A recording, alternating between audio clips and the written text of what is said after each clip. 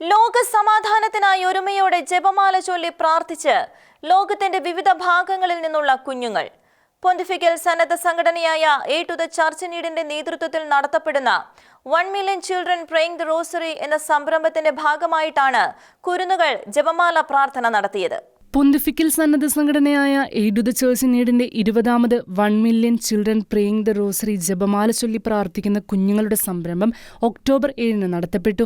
111 രാജ്യങ്ങളിൽ നിന്നായി 5 ലക്ഷത്തിലധികം കുട്ടികൾ പങ്കെടുത്തു. ജപമാല ചൊല്ലി പ്രാർത്ഥിക്കുക സമാധാനമുണ്ടാകുമെന്ന പ്രമേയത്തിൽ ദശലക്ഷക്കണക്കിന് കുട്ടികളാണ് ലോകമെമ്പാടുമുള്ള സമാധാനത്തിനായി ജപമാല ചൊല്ലി പ്രാർത്ഥിച്ചത്.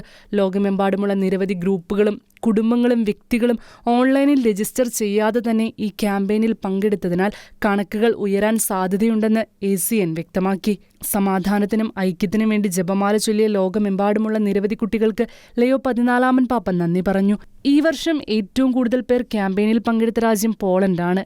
ആകെ 86,000-ലധികം പേർ. തൊട്ടുപിന്നിൽ ബ്രസീൽ ഏകദേശം 50,000 പേർ. ഫിലിപ്പീൻസിൽ നിന്നും സ്ലൊവാക്യയിൽ നിന്നും 40,000-ലധികം കുട്ടികൾ പങ്കെടുത്തു.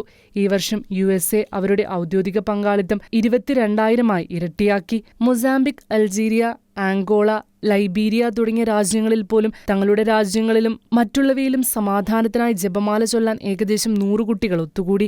കൂടാതെ ക്രൈസ്തവ പീഡന ഭൂമികയായ നൈജീരിയയിലെ കുഞ്ഞുങ്ങളും ക്യാമ്പയിന്റെ ഭാഗമായി. 1 മില്യൺ കുട്ടികൾ ജപമാല ചൊല്ലുമ്പോൾ ലോകം മാറുമെന്ന് വിശ്വസിച്ചിരുന്ന വിശുദ്ധ പാദ്രിപ്പിയുടെ വാക്കുകളിൽ നിന്ന് പ്രചോദനം ഉൾക്കൊണ്ടാണ് ഈ സംരംഭത്തിന് തുടക്കമായത്. 2005-ൽ വെനസ്വേലയിലെ കാരക്കാസിൽ ആദ്യമായി ഇത് സംഘടിപ്പിച്ചത് മുതൽ ജപമാല ചൊല്ലി പ്രാർത്ഥിക്കുന്ന 1 ദശലക്ഷം കുട്ടികൾ എല്ലാ വർഷവും ഒക്ടോബറിൽ ലോകത്തിന്റെ വിവിധ ഭാഗങ്ങളിൽ ഒത്തുകൂടുന്നു. 2023-ൽ 10 ലക്ഷത്തിലധികം കുട്ടികൾ ആദ്യമായി ഔദ്യോഗികമായി ക്യാമ്പയിനിൽ പങ്കെടുത്തു. 2024-ലും ഇത് ആവർത്തിച്ചു. ഒന്നായി പരിശുദ്ധ അമ്മയുടെ മധ്യസ്ഥം തേടി ജപമാല അർപ്പിച്ചു പ്രാർത്ഥിക്കുന്നത് സംഘർഷം ബാധിച്ച നമ്മുടെ ലോകത്ത് സമാധാനത്തിന്റെ നിലനിൽപ്പിന് അനിവാര്യമാണ്. ഇത്തരം സംരംഭങ്ങൾ പരിശുദ്ധ അമ്മയുടെ മധ്യസ്ഥം തേടാൻ കുട്ടികളിൽ ആത്മവിശ്വാസം വളർത്തുന്നു.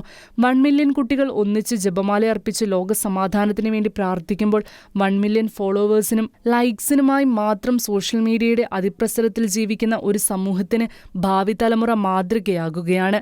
International desk, Shekinah news.